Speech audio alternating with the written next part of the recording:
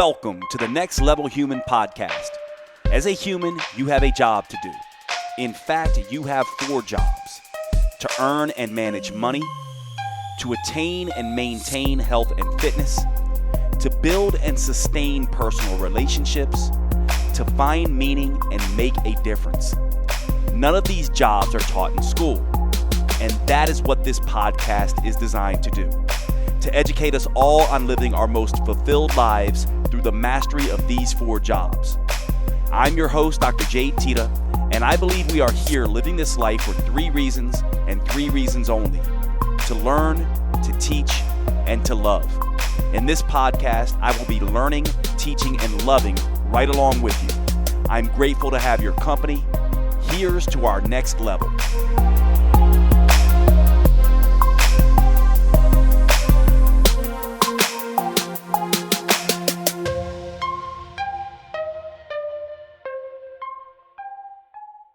Welcome to the show, everybody. Today I have Dr. Gabrielle Fundaro hanging out with me. You can reach her at Vitamin PhD on Instagram. Vitamin PhD at Vitamin PhD on Instagram, and on her website, vitaminphdnutrition.com. Please go visit her. Tell her you listened to the show. Show her some love. Let me give you a little bit of background on the discussion today before I turn it over to the actual interview. We talked about an awful lot of things, and mainly what you're going to get out of this discussion is a very good understanding about the current state of research and the misunderstandings that many of us in the natural medicine space, in the health coaching space, in the medicine space have related to the gut microbiome and probiotics and all of these things. We get a very good understanding that the research in this area is far from clear. It is very much in the gray zone, and at best, people are misleading themselves and others when they are teaching some of this stuff, and at worst, they're getting it completely wrong. And so we get a really good sort of state of the union in terms of where we are with this science in this particular interview. Also, just a heads up, at the beginning of this, we had a little bit of technical difficulty, so it may seem a little disjointed here in the beginning since we basically cut out some of the bad sort of signal that was coming through, and then we get into it from there. It ends up being an amazing discussion. I learned a ton. I hope you do as well. And without further ado, Dr. Gabrielle Fundaro. All right, guys, welcome to today's show. So I'm back with my brother, Mike Zerah, and today we're going to be talking about, I think, something that's kind of a tricky thing for men. We're going to be talking about this idea of the alpha male, and it's certainly one of these things that Mike and I discuss a lot.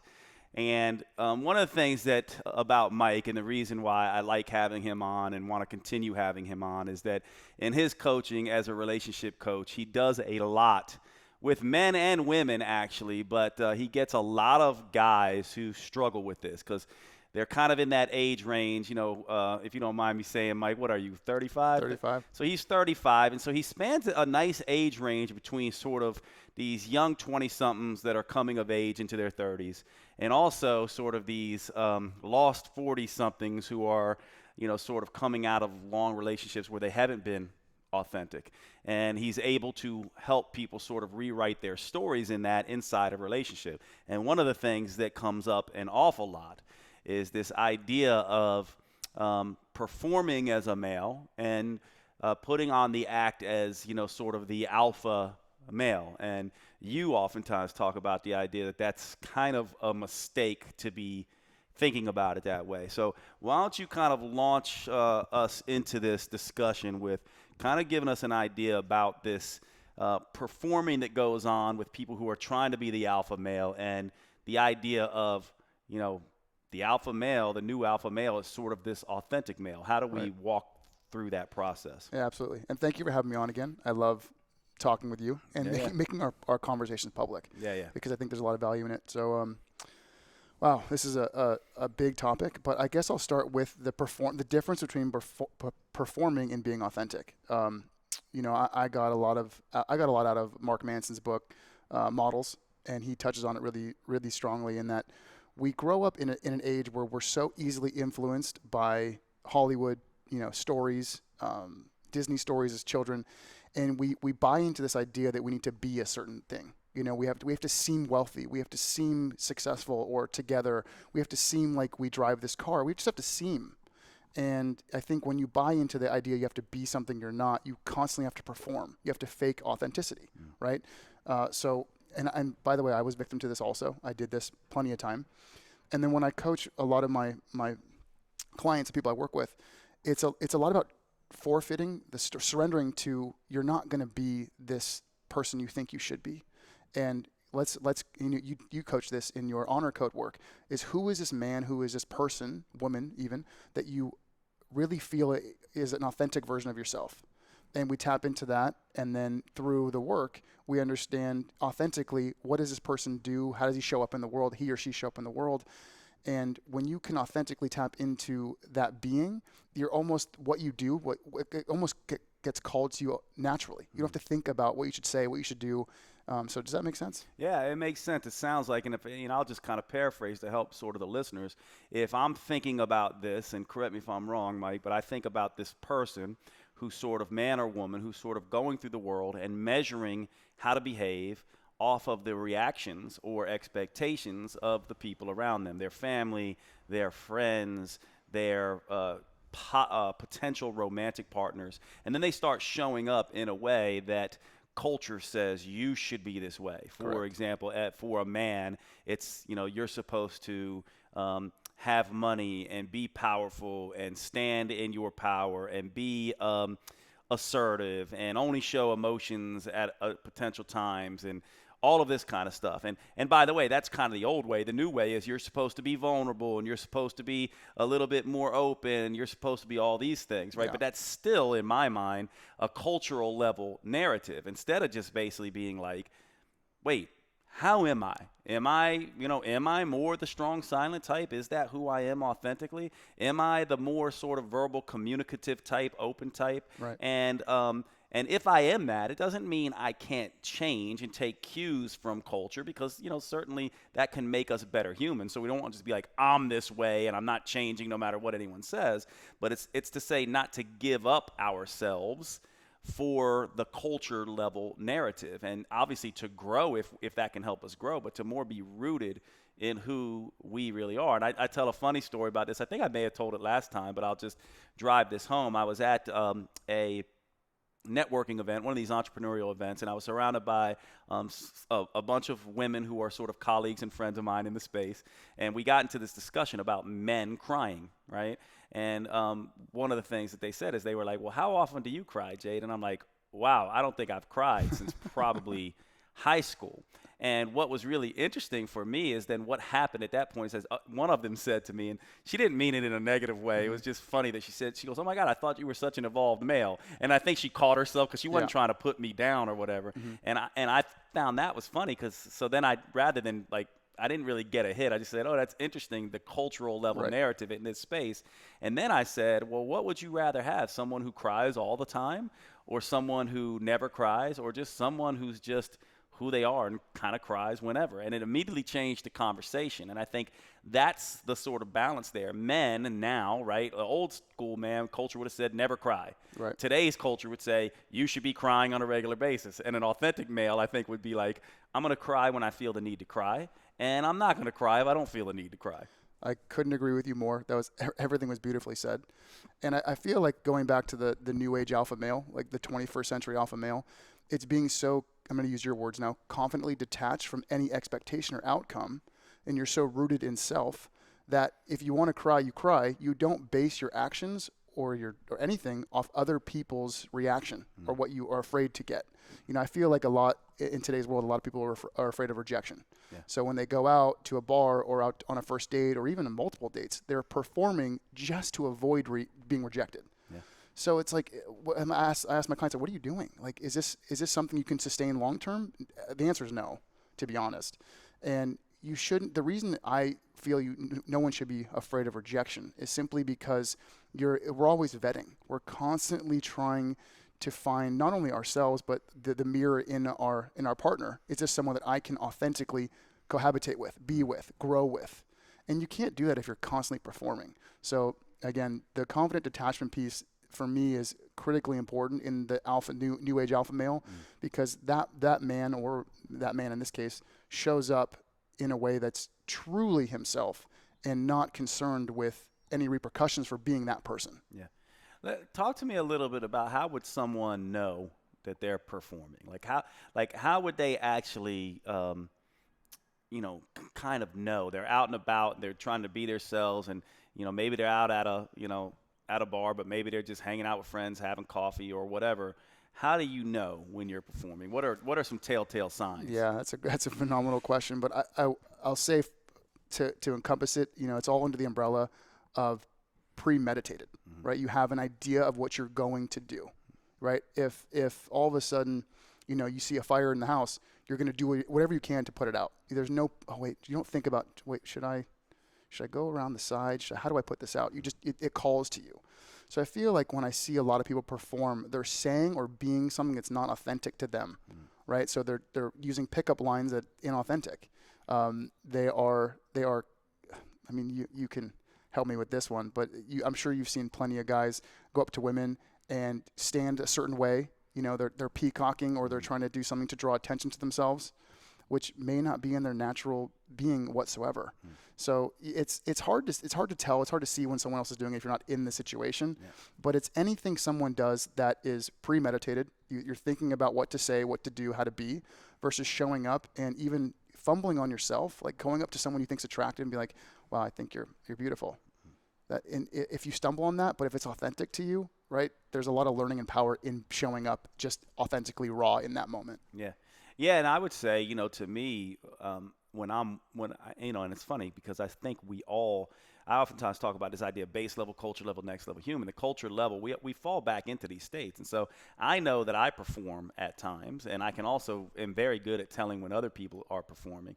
And I can tell you, for me, when I see someone else performing, it basically looks nervous. It looks like they are reaching, they're thinking while someone else is talking. And when I'm performing, I'm doing the same thing. I'm essentially, not present and not listening. Kind of being a very different sort of human, right, in a sense. Whereas if I am being authentic, I'm very relaxed. I don't have, I only speak if I have something really to say. I laugh when something's funny. Right. I don't feel like I have to sort of force anything. But you can kind of see when you watch a group of people, something will be said. It may not even be funny. Someone, laughs, or you can see them kind of, trying to come up with jokes and just trying to be something that they may not be. So I think if there's a nervousness there, I think that's already a sign that you are needing to perform. Because from my perspective, anxiety in social situations like that comes from this idea that there's choices that need to be made. That you're trying to figure out, what do I say here? What do I do? How should I dress? What kind of drink should I get? Should I stand a particular way? And you're thinking all these things versus like, I don't know, I'm just going to show up in my hoodie, hang out with people, laugh, be 1,000% myself, and I'm not really worried in the end, what they're looking at, if they're looking at my shoes, if they don't like the way I'm dressed, if I ordered the wrong drink, if I said the wrong thing. It's a very different thing. So I know when I show up, there's zero anxiety for me socially, and I think whenever I'm performing, or I've done that in the past, I have some anxiety. That's how I know. I'm usually very comfortable when I'm being authentic and very sort of anxious when I'm not. You know what it is? A step further, it's being confident in yourself, right? Women are very intuitive. They can smell neediness from a mile away. And performing is the biggest act of neediness, needing to earn their affection or approval. Versus when you show up, you can't say the wrong thing or do the wrong thing, because if they don't like that, they're not for you, essentially. Right. And, one thing that I stress no matter who I'm talking to is pay attention to the conversation. One thing that I will share that you're performing when you are, when you go on a date, or not you specifically, but you're seeing a date happen, and it's that interrogation, question after question after question after question. It's like there's no listening there. You're literally having a script you're reading from almost to try and get through the small talk, versus if I'm coaching a man, I'm like, ask a question and like intentionally listen to what she's saying, because there's a path you can go down. So for example, if I say, so how was your day today? And she says, oh, my day was stressful because of this, that, and the other. Ask about the stressful event. Don't just go to the next question. That is the number one mistake in performing. It's like that rapid fire questioning versus just have an authentic conversation and learn something. Yeah. And it feels very detached to whoever's in a conversation like that, because it does move all over the place and there's no deepness and depth that occurs. So I would say the same thing. It's like you're talking to someone, and I think people who are really good socially, men or women, essentially what they do is they're looking for commonalities. I've also noticed this whole thing that I know a lot of women have said to me, and some guys have said about being around, sort of potential romantic partners. There's this idea of some people, especially this is more men that do this, they come at it in a very combative way. They look for, well, why'd you do that? Like, what about that? I don't really understand that. And it feels very combative, whereas a very connected sort of conversation happens from finding a thread of connection and agreement. For example, maybe, someone says, I love France. And you go, oh my God, really? I went to France like 2 years ago and stayed in Paris for 6 weeks and I loved it. What do you love about France? And you're looking to see these sort of commonalities, and those always end up being the best sort of conversations, right? Like you might not, for example, I love Harry Potter. I'm just, who doesn't love Harry Potter? I love Harry Potter, and like I guess when I was younger, dating, maybe I wouldn't have. I mean, Harry Potter wasn't around then because I'm saying my age, but like I probably wouldn't have voiced that, even if someone mentioned Harry Potter. Maybe I would be like, oh, Harry Potter's not cool, right? Right. But now I would be like, oh my God, you dig Harry Potter? Like, let's go to Universal Studios and hang out at the Harry Potter thing or whatever, right? It's just that very thing where you begin to own very completely sort of your likes and dislikes. And I like what you said about the vetting sort of strategy. You hinted at it. To me, one of the things that I know that I'm being in my power and authentic is if I am around certain individuals, I'm not caught in my head being like, do they like me? Did I say this right? Exactly. I'm more in my head being like, do I dig them? What's interesting about them? And 99% of people don't date with that mindset. And I think that is the kryptonite, if I may say, because when you're going into a situation worrying about your own acceptance level, how much is this person going to like me, want me, it's just that there's no way you cannot perform.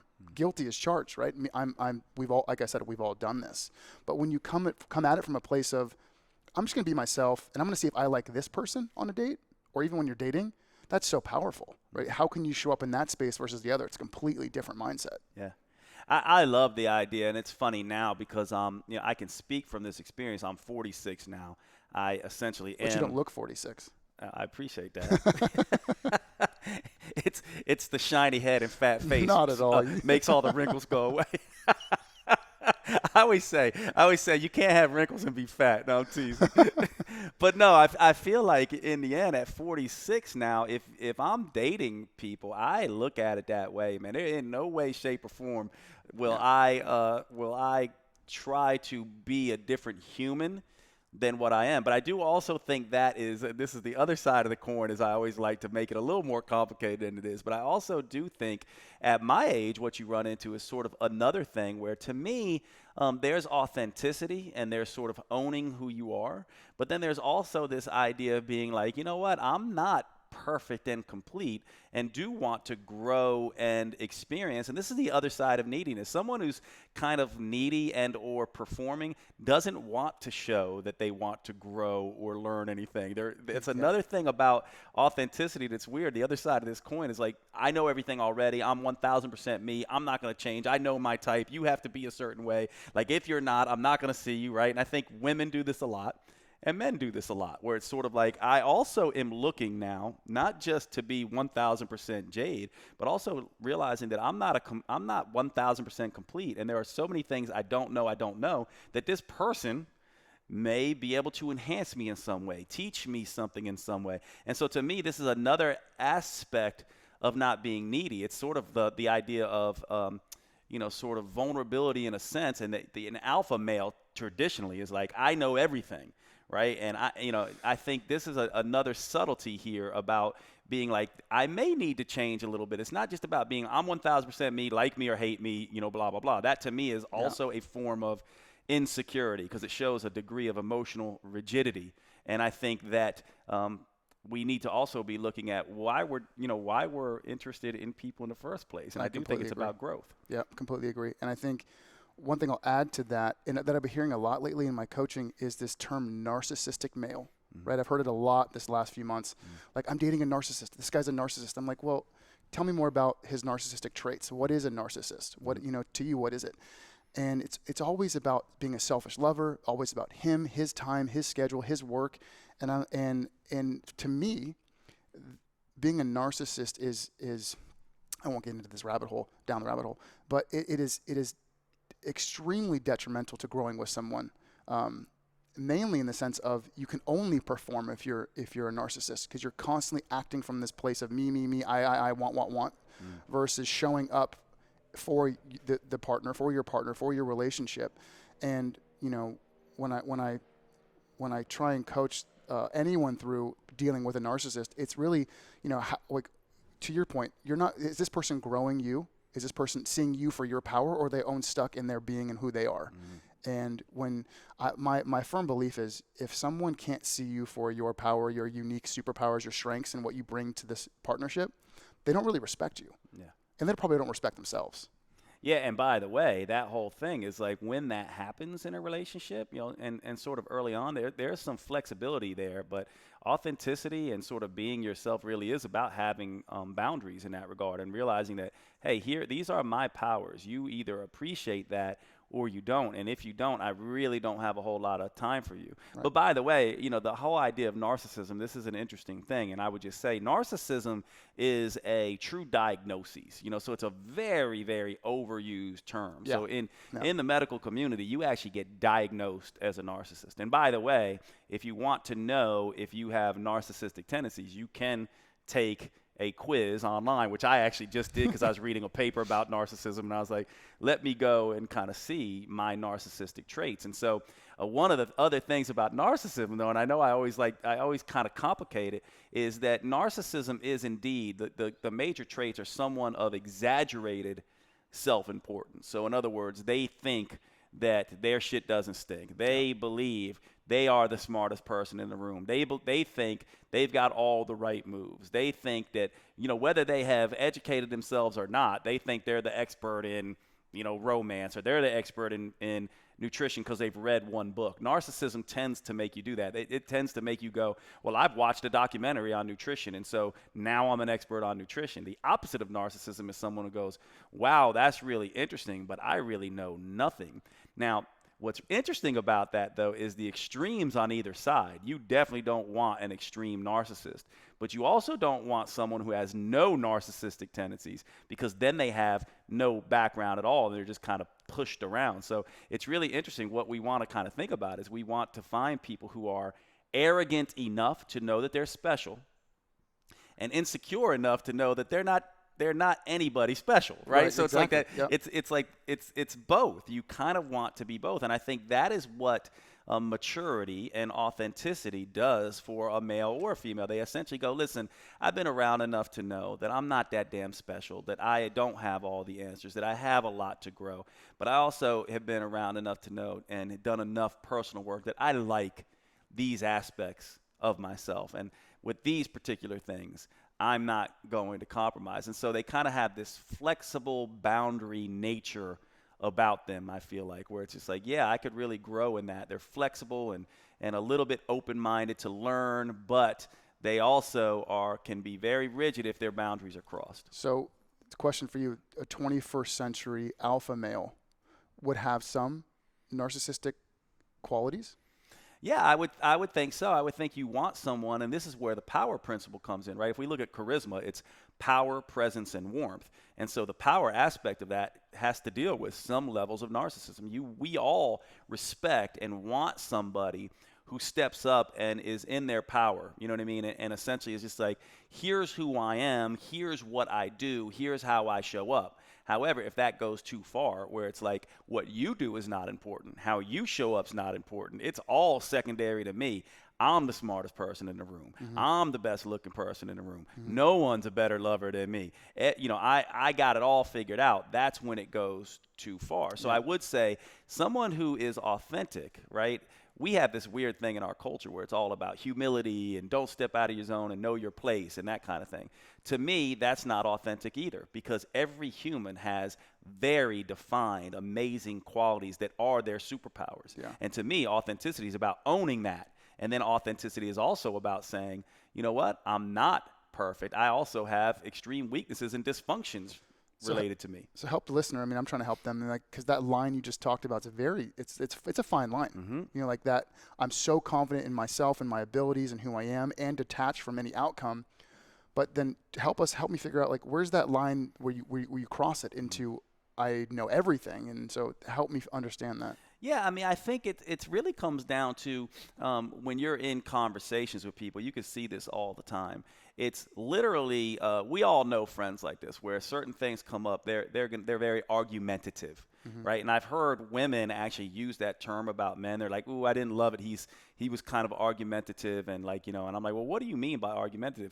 And I think this is where the whole thing about mansplaining and sort of being these terms are for those men who essentially don't sit there and listen, but have to explain to you, everything, instead of actually being willing to have things explained to them. And so to me, it would look like this, right? Here's the balance. You're in a conversation with a group of people as a male, and maybe it's women, maybe it's not. This can happen in either way. And they are talking about something that you know about, right? That you are actually, feel like you know something about.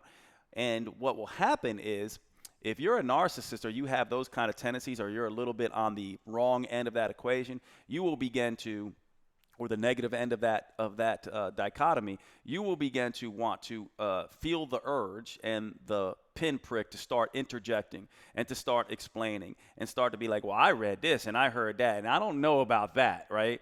But if you're on the other side, you simply sit there and listen and wait for an opportunity, or even if someone asks, right? Like, it's not even that you're such in a place where you're like, I don't even need to. I'm just going to sit here and listen to see what I agree with and don't agree with. And I think someone who's pretty solid in this, and Mm-hmm. they don't even feel the need to interject or say what they know unless they're asked, right? And I think it's that kind of thing, right? So one of the things that a lot of my girlfriends and a lot of people knows, but me and my ex, I was married for 10 years, Jill Coleman, who's my ex, we have these conversations a lot.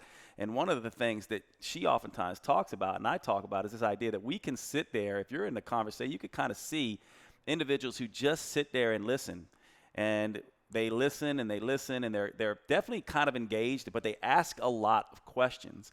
And then oftentimes when they speak, they have some of the most interesting things Insightful. to say, because they're very insightful, because they, and they have sort of that dynamic. And I think that working on your authenticity and working on this balance is where that comes from. Oftentimes, I've always been at my worst, and I'll ask you this too. I've always been at my worst when I am trying to hijack the conversation, which, especially in my younger years, I was like, well, I know about this. I want to talk about it all the time. I want to communicate. I'm at my best when I assume I am the most ignorant person in the room, and I always learn the most. That's a powerful place to come from. You asked me earlier in our meeting, you asked, how can you tell when someone's performing? They're constantly talking, then they're not listening. They're trying to really command the conversation or hijack it for their own personal agenda versus listen and have an engaging conversation. So what you just said is actually beautiful and so spot on, because when there's a powerful way to listen where you can add to a conversation versus say something in order to. Does that make sense? So whenever I talk to someone, it's like, where's this coming from? Is it in order to get something? Are you doing or saying or asking a question in order to receive an answer, in order to get what you want? Or is this authentically you and you're genuinely curious? Right? So I find that the narcissistic male, or anyone who's not the alpha male, is constantly performing in order to get something. Yeah. Does that, you understand? Yeah, it makes a lot of sense. And that's that whole idea of, sort of this idea of confident detachment, which you and I use that term a lot. And I think it speaks to exactly what you're saying. And I think, to kind of, I'd like to go through a few things of like, how do you do that? So for example, let's say that you have a situation where, let's say, you send a text message to someone you're interested in, and they don't get back to you in 2 days, let's say, and you're, someone who's not solid in themselves is kind of thinking, oh my God, what did I do? Now I'm pissed, or I'm worried, or I'm like, why didn't they get back to me? What's going on? Whereas the person who is confidently detached just goes, well, if they don't get back to me, that says something about them, and I don't really need to, sort of worry about that. But, for example, I am very much in someone who likes someone to communicate. I don't like when people don't respond. I notice if you don't have your read receipts on your emails. So I'm looking at it more from that point of view, right? So I more go, oh, that's interesting. So this is a person who doesn't want to, kind of get back to me, and is, so I use that to essentially say maybe this isn't a person who I want to be friendly with, or I usually assume at first, I'm like, they're just busy. I just make that assumption, because you can make an assumption that they're purposely not responding to you, or you can make an assumption that they're just busy and preoccupied, and you just met them and like whatever, and you just let that go, and trust that if they want to reach out to you, they will. So I love that kind of stuff, but I know some people they're not confidently detached. They're full of expectations and assumptions. They didn't get back to me, so they must be with someone else. They didn't get back to me, so they must be not interested. They didn't get back to me, so they must be just purposely trying to, annoy me or ghost me, right? So It's those things that go on in our heads that I think when you start seeing those, you have to go, yeah, I'm not at that place yet. That's so beautifully said, and it goes again to the Four Agreements, right, by Don Miguel Ruiz. Yeah. So if anyone hasn't read that, I strongly advise you to pick that up and dive into that, because it's fantastic. But to your point, literally about vetting, confident detachment, they almost go hand in hand, right? Because if you're doing, say you send that text message and they don't get back to you, versus giving them the power. Why aren't they getting back to me? What's going on? Are they seeing someone else? Are they busy? Or like what? Like, keep it with yourself. Vet that person. Like, okay, do I want to be with someone that doesn't have read receipts on, or doesn't communicate, hey, I'm busy, sweetheart, I'll get back to you in a few hours? Or does that settle well with you? How does that sit with you versus what's going on with her?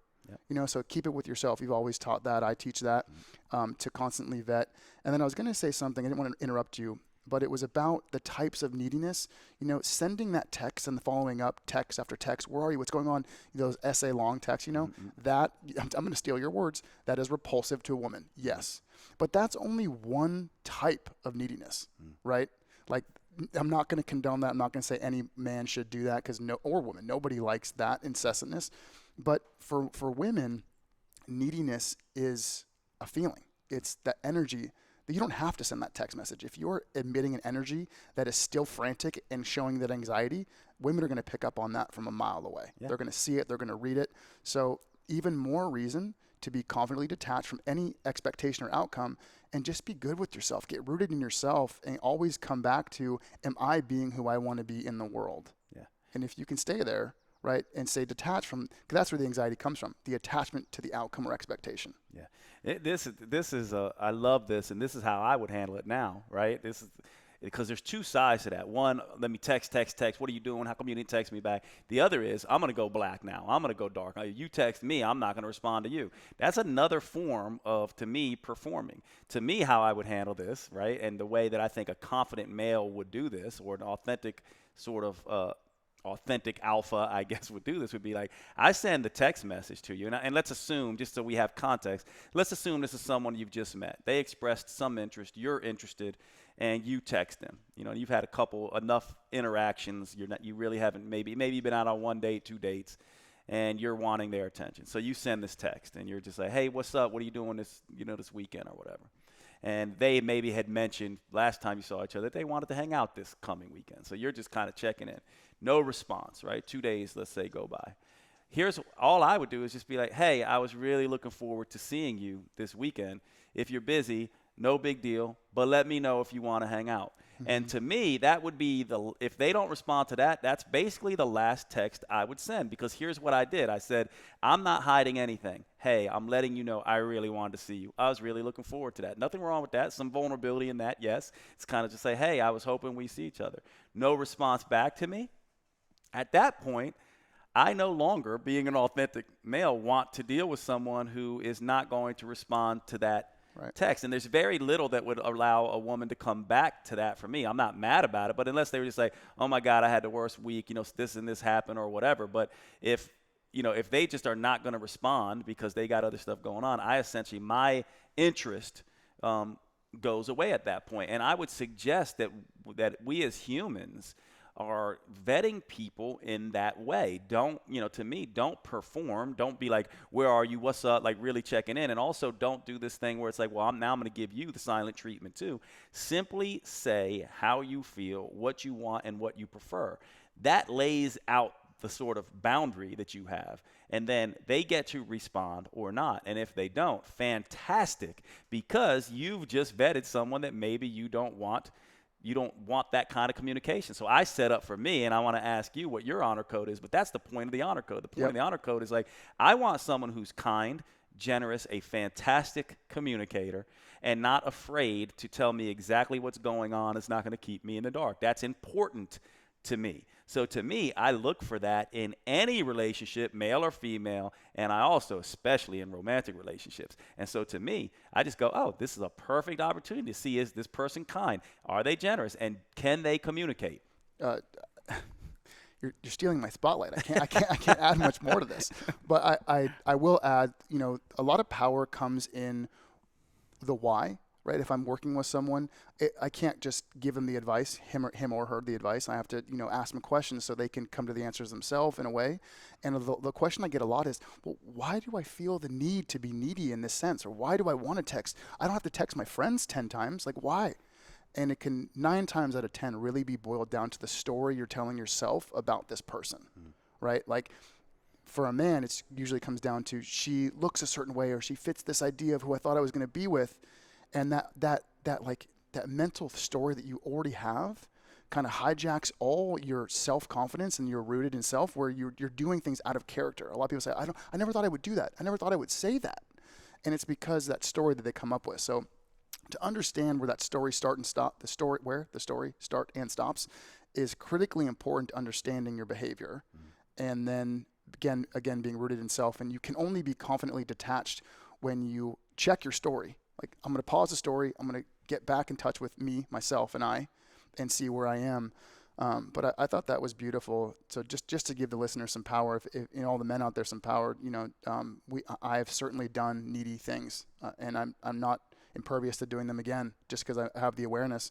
I think that we all come up with these romantic stories that we think, and a conversation for another time is the idea of a soulmate, right? I don't believe necessarily in soulmates or love at first sight. It's kind of love at first story. When someone shows up that looks like that story, that's a lot of hijacking, and that's where a lot of neediness comes in. That flutter you feel in your heart when you see someone. It's like, oh my God, and then you get hijacked. So I don't want to go down the tangent, off on a tangent, but well, yeah. The final thing I'll say about that, and then we can start wrapping up with just a few to-dos. But I would say that story is really interesting. I'll give you a funny story. One of my younger guy friends recently was having, we live in the internet age right now, so he was connected with the way someone looks on Instagram, and of course that's all we can do, because you see people in 2D basically, or you maybe see a video of them, but you don't get to really interact with them. Yep. So these two, him and her, arranged to meet in another city. They both flew to a city to see each other, and it was really funny. But I was like, so how'd it go? Like, and he goes, oh man, like, she really is beautiful, like she was, but like, honestly, man, I had to say, I'm embarrassed to say it, but she had like horrible breath. Like, she just, like, I just couldn't, like, the something wasn't right with her. And to me, I go, that's what's really interesting about our story, right? Because we can write all these things about someone, especially in the beginning. And meanwhile, I mean, this happened to be a very tangible, like, thing. Bad breath is not something you can really overcome. But bad breath also is synonymous with a shitty personality, not being able to communicate, inability to be there for someone and be empathetic. And what we do is we start forgetting all of those things, and because we put the story in place. We're like, they have to be this way because they look this way, and I'll just make them this way. And then you start performing into that story. And again, that's another great example of once you have a story, you have to perform into that story. When you don't have a story, you can authentically show up and be like, let me see. Yes, this person's attractive, but let me see, like, do I dig their pheromones? Do I like the way they animate? Or how are they around people? So for me now, I tend to get more attractive to someone only after I meet them. And very rarely now do I judge anyone based on looks. In fact, I might even go the other way. Someone who's really good looking, I tend to, have a negative story now, which is just as bad, where I essentially go, oh, they probably have some personality challenges because they've just been endowed with good looks. So it's one of those things where we're constantly looking. So I guess for me now, I would ask, if you were going to say, just to kind of sum it up, what are some things, some take homes that people can do, like we're kind of gearing this towards men, but how do they become this authentic, confidently detached guy? Like, do you have one, two, or three things where you could say, look, here's where you need to start? Yeah, I do. I'm gonna wrap up by saying one thing on what you just said, because I have to say it because you preach it. Beauty is more than just physical; it's an energy. I cannot stress that enough. Everyone listening, everyone in my earshot, everyone online, you guys, it's critically important to pay attention to not only how the person you're with shows up energetically, but how you show up energetically, because beauty is absolutely an energy. Going to the takeaways, I would say first and most important is stories are powerful. Just make sure it's your story about you. Who are you? It goes back to the honor code work essentially. Who are you? Who do you want to show up as for yourself? Not for someone else, not for your family, your friends, your job, anyone. Who do you want to be in the world authentically? Tap into that story and walk into that story. Don't walk into the story of someone else. I want to date a woman who's 5'7", blonde hair, this, that, and the other, works at this job. That's essentially somewhat ridiculous in my opinion. Sorry. And women who are listening, you tend to fall prey to this even more so than men a lot of times, younger women. So I definitely think that's a very important point. So my biggest takeaway from this conversation for the 21st century authentic male: get firmly rooted in yourself, flaws and everything. Who are you at your core? And then from there, who do you want to be that's an extension of that core authenticity? The more you perform in this world, the more everyone, women, friends, again, coworkers, everyone will pick up on it. It's not a secret. It's an energy you emit, and you're not fooling anybody. So the more in touch you can be with your authentic self, that's where your life is going to stem from, and that's where you can build off of. Yeah, and the final things for me, speaking of that, my final thoughts would be like that honor code.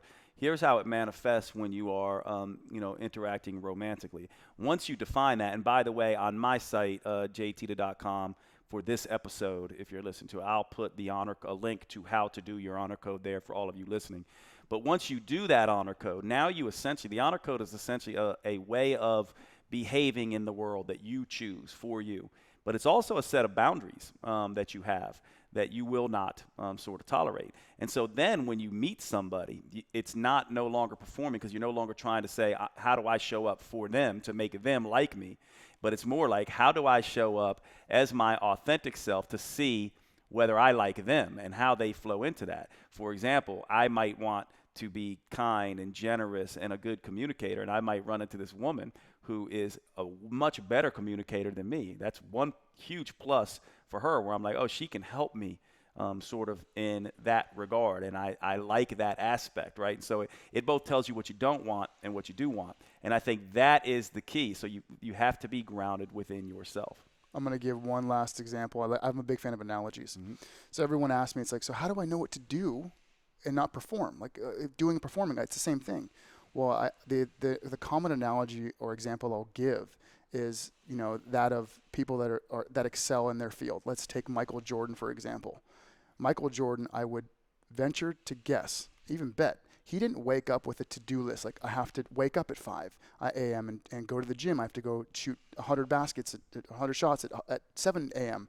There's no preemptive to-do list necessarily, versus he was so committed to being the best basketball player of all time, that with that commitment, the doing kind of followed suit, right? He naturally woke up at 5 a.m. to go to the gym, and then naturally from there went to shoot around in practice. So when you're so committed to who you are, who your being is, you're going to be called powerfully into action in what you do. And right there is a lack of performing, and you're going to act authenticity. Yeah, and what's amazing about that too is you call people to you rather than you having to search them out. When you're being that person, solidly, you actually call the fans to you, versus having to seek them out. So yeah, I love it, man. We'll do another one of these soon, but make sure you check out Mike. What's your Instagram handle now where they can Zerah, find you? Mikexera, Mike Zerah. All right, love you, homie. Love Good to you see too, you again. man. Thanks, brother. Thanks for hanging out, guys.